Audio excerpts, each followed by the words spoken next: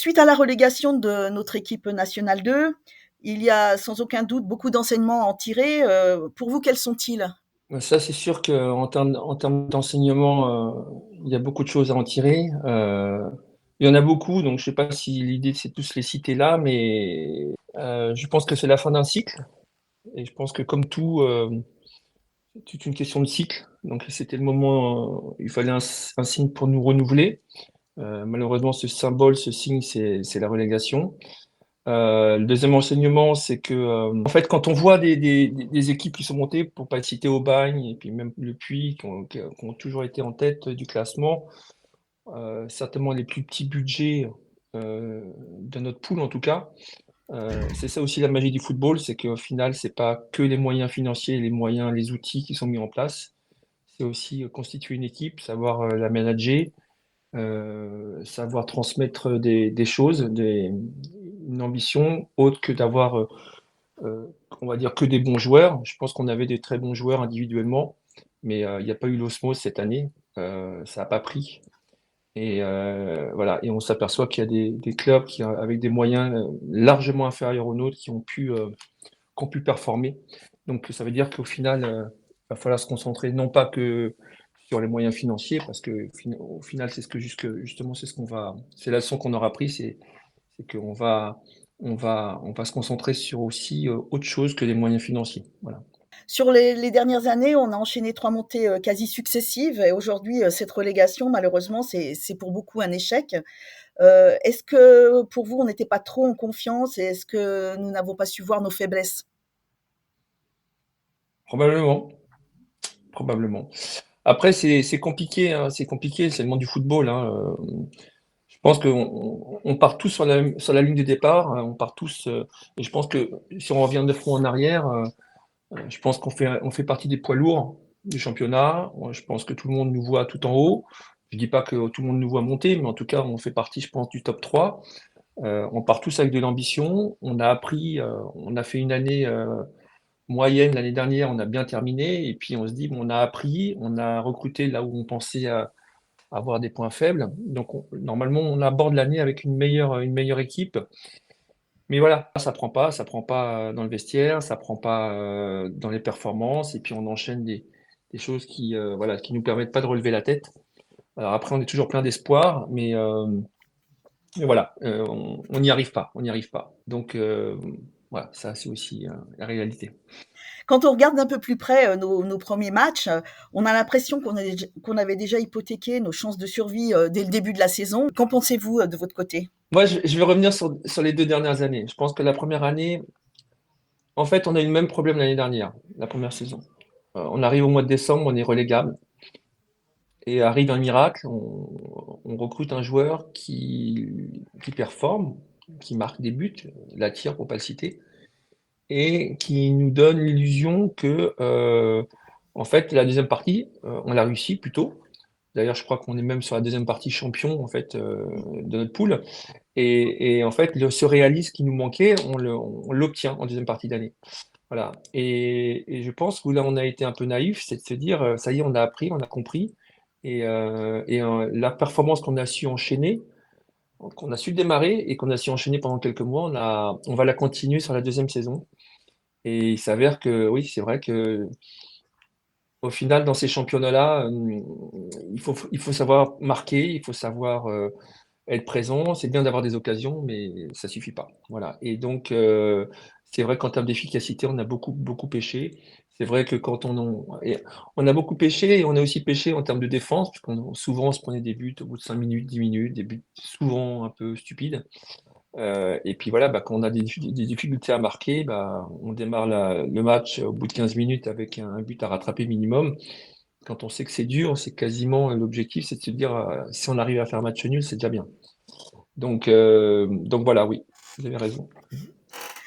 Est-ce que après avoir digéré cette relégation, hein, parce que c'est quand même quelque chose de difficile à digérer pour tout le monde, hein, aussi bien pour vous, aussi bien que pour toutes les personnes qui travaillent autour du club et qui nous soutiennent, est-ce qu'on peut dire que l'objectif est de tout faire pour remonter en National 2 la saison prochaine? C'est certain, c'est certain. Euh, mais, mais vous voyez, ça, c'est aussi une leçon. Leçon, c'est que je pense que Euh, Quand je reprenais l'exemple tout à l'heure de quand on démarre sur la grille des départs en début de saison, je pense que nous, on pense qu'à ça. On pense qu'à la montée, qu'à la montée, qu'à la montée.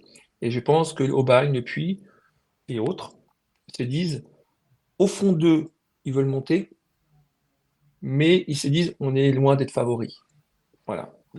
Et donc, ils abordent les matchs avec une sérénité et sans mettre on va dire l'hameçon trop haut. Et en fait, ils sont moins sous pression. Parce qu'ils se disent déjà, si on se maintient, c'est déjà bien.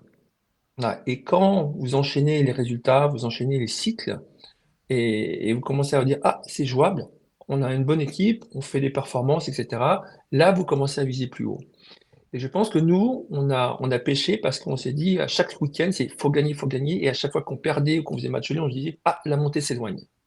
Donc on ne pensait plus qu'à ça, comme d'autres clubs qu'on connaît, très connus du marché, qui sont en Ligue 1 ou autres, qui se disent, bah, nous, on veut gagner la Champions League, ou nous, on veut gagner ça. Et puis, en fait, leur saison se note sur l'échec en Champions League et sur les matchs de Champions League et non pas sur le championnat, la Coupe de France ou autre. Donc je pense que nous, on doit aborder les matchs de Coupe de France avec autant d'importance. On n'est jamais allé très loin alors qu'il y a plein d'équipes qui sont dans nos poules, qui vont régulièrement loin. Il faut qu'on aborde des matchs un par un avec de l'ambition, parce que je pense que tous les gens qui nous rejoignent savent qu'on a de l'ambition, mais les prendre un par un et gagner le match avec sérénité, mais avec surtout l'ambition de construire un groupe et ne pas se prendre la tête et pas se mettre la pression sur, euh, sur chaque match parce qu'il y a une montée derrière. Je me rappelle l'exemple de Bernard Tapie qui racontait, il y a pas enfin, bien évidemment avant sa mort, qui disait que quand il joue contre l'Étoile Rouge de Belgrade, la finale, il a su après qu'il avait perdu la finale parce qu'en fait l'équipe avait trop de pression. C'était la première finale et il avait mis beaucoup de pression, il faut gagner demain, l'équipe elle est prenable, etc., etc., etc. Et en fait, l'équipe s'est écroulée parce qu'elle avait trop de pression. Ils ont refait le match pendant, je sais pas combien de fois pendant la nuit. Ils sont rentrés sur le terrain et ils ont pas, ça n'a pas été l'Olympique de Marseille qu'on a connu. Quand ils ont gagné ensuite face au Milan AC, effectivement, là, ils ont abordé le match complètement différemment. Donc là, nous, c'est un championnat qu'il faut aborder différemment. Notre club est jeune, il a 6 ans d'existence. On le sent encore très fragile. On a l'impression qu'il a du mal à trouver sa place sur le territoire, qu'il n'y a pas vraiment d'ADN. Comment l'expliquer et comment y remédier selon vous? L'expliquer, c'est assez simple pour moi parce que déjà, c'est un club qui est neuf. Hein, donc, ça fait 5 ans. 5 ans, il n'y avait rien. Donc, j'aime le rappeler quand même parce qu'on a l'impression aussi de raconter l'histoire d'un club qui est là depuis 15-20 ans. Il y a une histoire, mais nous, la nôtre, elle est différente. Ça fait que 5 ans. On était en septième division à l'époque. On n'avait pas d'équipe. L'académie n'existait quasiment pas. On n'avait pas de réserve. Donc, c'était, voilà, on part de zéro. Donc, créer un ancrage, ça prend du temps. Deuxièmement, on a Annecy qui a performé, qui a eu du mal également au début, hein, qui régulièrement voulait monter et chaque année ça a été difficile pour eux. Et puis au bout d'un moment, bah, ça a pris, et voilà, ils sont montés et d'ailleurs ils sont montés cette année. Donc Annecy monte quand même et, et attire les regards donc de la région parce qu'ils sont professionnels. Donc nous, je pense qu'on a tiré les regards parce qu'on a fait des montées consécutives, mais voilà, il y avait quand même quelqu'un qui prenait, on va dire, les feux de la rampe plus que nous. Euh, et puis la troisième explication, je pense, c'est que, et ça c'est aussi une leçon, c'est que en termes de jeunesse, je pense qu'on n'a pas fait le travail. Voilà. Donc, je pense que pour être un club de la région et avoir l'ADN, il faut, euh, il faut travailler avec des jeunes de la région. Voilà. Pas que, mais en tout cas mettre en avant. Et c'est vrai que on l'a trop peu fait jusqu'à maintenant. Après, c'était une histoire aussi de stratégie ou de réflexion, c'est-à-dire est-ce qu'il faut monter très vite avec les meilleurs joueurs, les plus assidus, les plus expérimentés, ou est-ce qu'on monte, on essaie de monter avec le risque de faire jouer des jeunes et donc de ralentir éventuellement la progression. Mais l'histoire fait qu'aujourd'hui, on a appris que c'est pas obligatoirement avec des joueurs expérimentés qu'on peut monter. Mais on a réussi. Quand on était en R2, on est monté en R1, R1 en N3, et même en N3, en N2, on était très content de ces résultats et on l'a jamais remis en cause. Mais maintenant, je pense qu'avec la N2, et vu la refonte du championnat depuis 2 ans, le niveau est considérablement monté. Et voilà. Et je pense qu'il est temps aujourd'hui de refondre le projet, d'apprendre et de se relancer avec d'autres valeurs. Justement, aujourd'hui, comment se dessine l'avenir du club? Est-ce que vous envisagez de grands changements, du moins pour l'équipe qui évoluera la saison prochaine en National 3? Oui, oui, bien sûr, hein. Il y aura de gros changements parce que, comme je le disais tout à l'heure en introduction, c'est la fin d'un cycle. Voilà. Donc, moi, je remercie toutes les personnes qui se sont impliquées, qui sont investies, euh, qui ont travaillé durement pour en arriver là. Euh, je pense qu'on a soutenu également. Les gens nous ont beaucoup apporté. Je pense que le club a beaucoup aussi apporté. On a beaucoup soutenu les gens, même dans la difficulté, malgré des résultats qui étaient à un moment donné compliqués, même l'année dernière aussi, hein, il n'y a pas que cette année. Donc on a toujours soutenu le club, les personnes qui étaient à la tête de l'équipe première. Euh, maintenant, c'est vrai que la fin d'un cycle fait que on remet tout sur la table et moi je suis très confiant parce que je pense que tout ce que vous avez cité, c'est-à-dire le manque d'ADN, le manque de résultats, euh, peut-être le manque d'envie à un moment donné de l'équipe, qui se traduisait sur une performance moyenne sur le terrain. Je pense que ça va être nos priorités aujourd'hui et si on arrive à remettre ça en marche, je pense que l'ambition reviendra naturellement. On a vu plein de clubs descendre et puis remonter rapidement. Alors, peut-être l'année qui suit, bien évidemment, si on peut, mais voilà, je dis rapidement. Et puis continuer, parce qu'au final, c'est aussi ça. C'est les échecs. On dit souvent, voilà, on échoue, mais est-ce qu'on apprend de l'échec? Et si on apprend de l'échec, on apprend rapidement. On peut se relancer sans faire et faire moins d'erreurs par la suite. Donc, j'ai envie de dire, c'est un mal pour un bien. Voilà. Si on était monté en national, je suis pas sûr on serait resté en national avec ce qu'on avait appris. Donc, on serait peut-être aussi très descendu rapidement derrière parce que on aurait peut-être cru qu'on avait trouvé la bonne formule, mais je pense qu'on ne l'avait pas trouvé. Alors, je pense pas qu'on avait la grosse tête, je pense qu'on avait l'humilité. Toutes les personnes qui nous ont rejoints le club ont de l'humilité. On n'a jamais joué les grands. Mais voilà, par contre, sur le terrain, je pense qu'on a appris beaucoup de choses et on va relancer le club avec de la bonne manière. Et encore une fois, je n'efface pas le passé parce que je pense qu'on en est arrivé là grâce à une histoire. Mais comme toute histoire, il faut une phase 2, une phase 3, une phase 4. Donc là, je pense que c'est la phase 2, 5 ans. Je pense que c'est honnête. Et on sait qu'on peut y arriver. Voilà, on a les outils pour y arriver, on a l'ambition. Donc moi, je suis très confiant. La base du football, c'est aussi revenir dans le stade, regarder un match et prendre du plaisir. Voilà. Donc on avait, voilà, même en termes de jeu, c'était compliqué de prendre du plaisir. Voilà. Donc on espérait le gagner, on espérait la victoire, mais même en termes de qualité de jeu, on prenait moins de plaisir à aller au stade, en tout cas, ou même de le regarder sur YouTube. Donc déjà, la base, c'est reprendre du plaisir, faire jouer des jeunes et aussi avoir cette petite touche internationale sur laquelle je veux vraiment insister, c'est-à-dire voilà, avoir des joueurs qui viennent d'autres pays également, qui viennent apporter leur football, leur culture, leur manière de voir les choses, et puis surtout leur envie aussi de réussir. Concrètement, est-ce que vous pouvez nous en dire un peu plus sur les changements humains qui vont se passer au sein de l'équipe?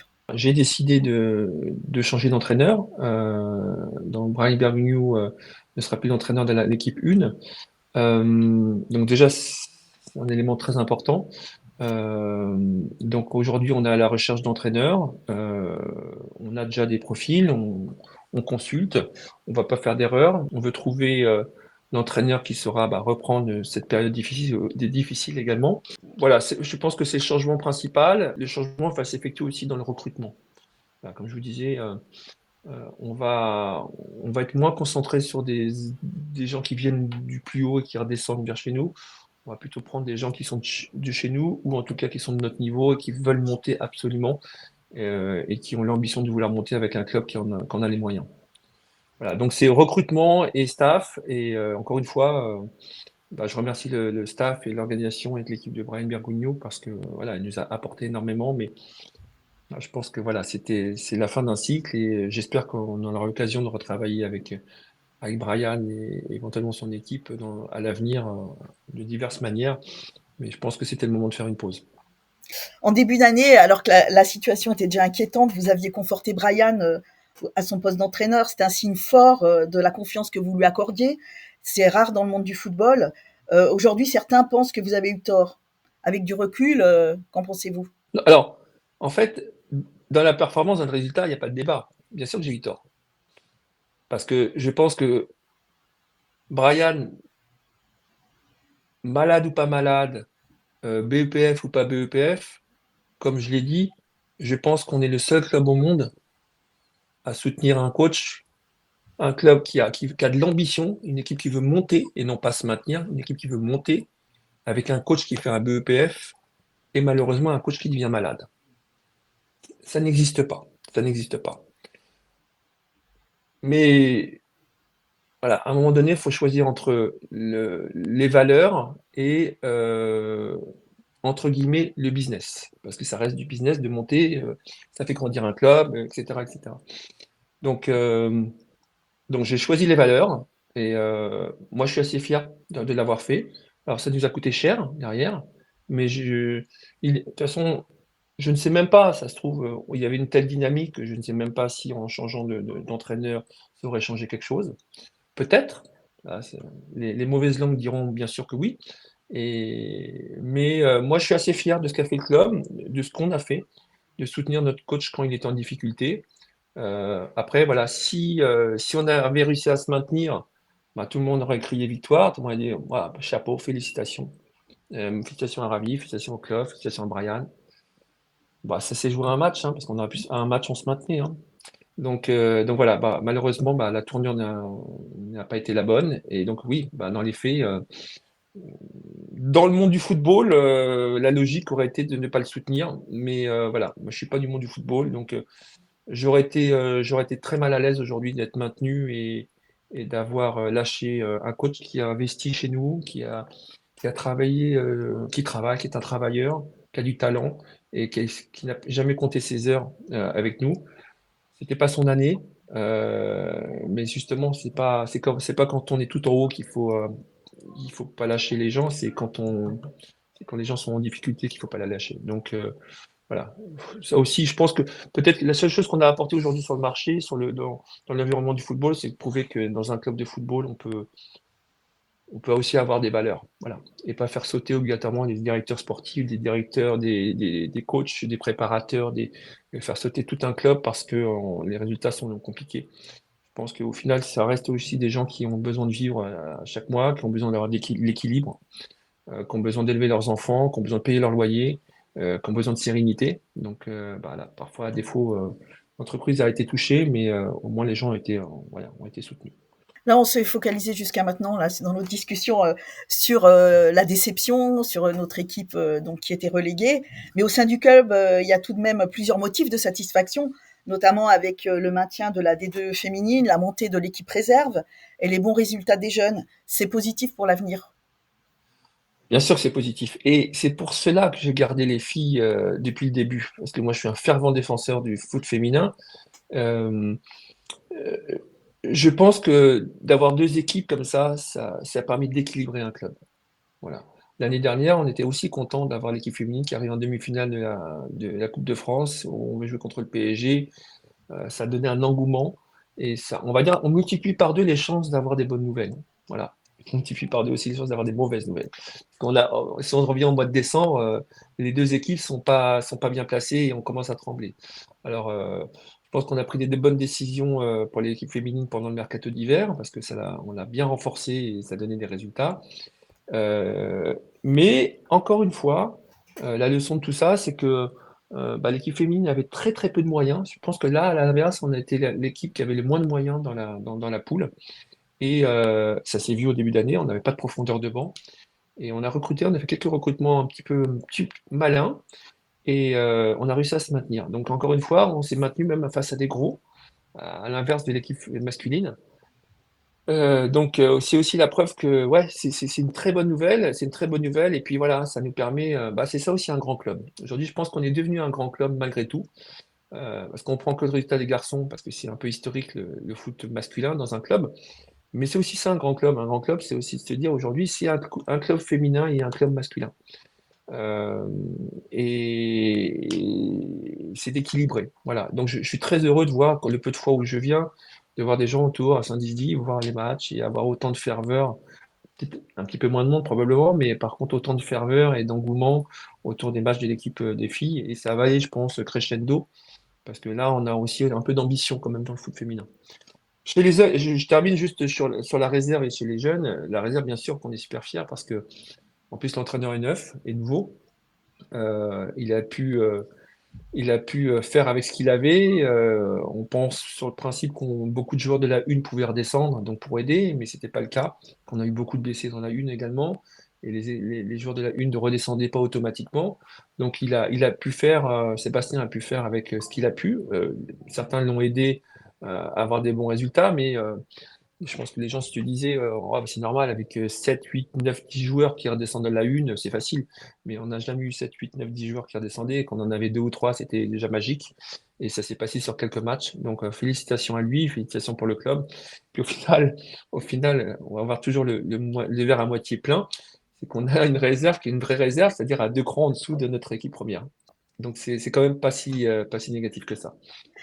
Comme vous l'avez dit précédemment, vous êtes très attaché à l'équipe féminine et aujourd'hui, le football féminin a beaucoup de mal à se faire une place dans un monde qui est plutôt masculin, même si des progrès ont été faits malgré tout. Quelle place voulez-vous donner à l'équipe féminine au sein du club? La même que l'équipe masculine. Parce que pour moi, c'est un football d'avenir. Je regarde encore les équipes anglaises, récemment Chelsea, même Manchester, quand on voit leur stade rempli à 50 000, 60 000 personnes maintenant pour voir des matchs du foot féminin en Angleterre. Donc je pense qu'on est on est au début d'une belle histoire. Ça va prendre un peu de temps. Je dis pas qu'il y aura obligatoirement un équilibre entre une parité entre les salaires, entre les transferts, etc. Mais par contre, je pense que les gens commencent à prendre beaucoup de plaisir à regarder le foot féminin, aussi bien à la télé qu'autour d'un stade. On y retrouve aussi les valeurs qu'on parfois on a oubliées. Dans le foot féminin, on triche pas, entre guillemets. Quand on tombe, on tombe. On est pas là pour gagner du temps. On prend pas du temps pour sortir là pour gagner du temps. Ouais, on est encore un peu naïf entre guillemets sur le foot féminin. Et voilà, une joueuse qui tombe à terre, elle tombe à terre. Voilà, elle a mal, elle a mal. Voilà, on lui demande de sortir, elle sort. Voilà.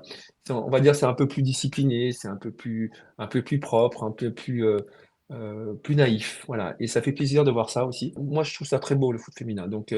Puis voilà, il y a tout à construire dans le monde entier, ça grossit et je pense qu'on peut on peut créer une belle aventure. Est-ce que dans un avenir plus ou moins proche, l'AD1 Arkema est un objectif qui vous paraît accessible et envisageable? Oui, tout à fait. On arrive sixième cette année avec le plus petit budget, vous voyez, et en s'étant réveillé en milieu d'année. Peut-être que si on s'était réveillé en début d'année, peut-être qu'on serait troisième, quatrième, devant des gros calibres. Donc c'est ça aussi la magie du foot en général, on l'a bien avec les garçons, mais dans le foot féminin, je pense que il suffit d'avoir trois joueuses qui font la différence et l'histoire n'est plus la même. Alors qu'en garçon, bah, faut avoir 15 joueurs, 16, 17 joueurs qui font la différence, parce que quand il y en a un qui sort, faut que sur le banc, quand ça rentre, il y a un niveau quasiment équivalent pour avoir ses chances pendant 22, 23, 25 matchs de championnat, performer pendant. Alors que chez les filles, je pense que c'est un peu plus simple, entre guillemets, à partir du moment où on a des joueuses solides qui donnent un vrai avantage dès le départ. C'est plus facile. C'est encore plus accessible parce qu'il y a une refonte du championnat, comme vous le savez. Maintenant, il y a une ligue, il y a des ligues, une ligue professionnelle. Et je pense que on a une carte à jouer parce que déjà, on est un vrai club historique maintenant du foot féminin et on a cette volonté aussi de recruter à l'étranger. Il faut vraiment faire une équipe internationale et étranger. Ça peut être des Portugaises, ça peut être des Suisses, ça peut être des Belges, mais ça peut être aussi des Japonaises comme des Argentines. On veut pas se concentrer sur le foot français. On veut avoir des joueuses françaises qui sont mélangées, comme l'équipe masculine d'ailleurs, avec quelques joueuses qui viennent de l'étranger pour créer vraiment un club international. Et avec ce renfort de joueuses internationales qui voient aussi le football différemment, qui ont une autre manière de jouer, je pense que ça, c'est notre actif à nous. Le groupe Strive, je pense que c'est là où on est fort, c'est de pouvoir apporter des ressources que des clubs français traditionnels ne voient pas. Les joueuses qu'on a apportées cet hiver, on avait deux Sénégalaises qui sont arrivées, euh, que personne n'a vues, entre guillemets. On a une Danoise américaine qui vient des États-Unis de notre groupe, qui est venue également renforcer l'équipe. Donc sur les quatre joueuses, il y en a trois qui sont venues de l'étranger. Donc là, ça, je pense que c'est quelque chose qui est typique, propre à nous en fait. Pour terminer, on va parler enfin, une dernière question sur les jeunes. Est-ce qu'on est dans le même objectif que pour l'équipe masculine National 3? Est-ce que nous sommes plutôt sur un projet de formation de jeunes talents locaux ou alors sur les jeunes, sur un projet élitiste avec une volonté de monter le plus rapidement possible? Je pense une réponse de Normand, ça va être une réponse, ça va être entre les deux. Voilà, entre les deux, parce que je pense que le Chablais n'est pas un territoire où il y a suffisamment de talent pour vraiment faire un programme qui est uniquement dédié à la détection au lancement de talent. Il y en a, mais pas suffisamment. Pour attirer les joueurs, les jeunes joueurs qui restent chez nous, il faut qu'on ait une équipe une qui soit compétitive, voilà, attractive. Donc pour être attractive, c'est le serpent qui se prend la queue, il faut qu'on soit au minimum en National 2. Voilà, au minimum. Donc, et pour être en National 2, bien évidemment, il faut qu'on ait des très bons joueurs. Voilà, donc, mais en même temps, il faut qu'on lance nos joueurs. Il faut qu'on lance nos joueurs. Donc, c'est une, c'est une chose sur laquelle je vais insister à l'avenir, c'est que je veux que le TEG soit une plateforme de joueurs. Parce que jusqu'à maintenant, on a eu des joueurs qui sont venus s'entraîner. On a eu des joueurs qui ont touché le ballon avec l'équipe 1, etc. Mais la vraie réalité, c'est quoi? C'est qu'il faut qu'ils jouent. Voilà. Faut qu'ils jouent 5 minutes de temps de jeu, 10 minutes de temps de jeu, 15 minutes de temps de jeu. Et ça, ça va être mon travail de briefing par rapport vis-à-vis des coachs.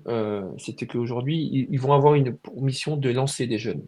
On est tellement fiers d'avoir un Jordan qui joue quand il est en forme, il nous fait rêver et on est content de dire, ah, c'est Jordan, c'est quelqu'un du territoire. On devrait avoir plusieurs Jordan. Voilà.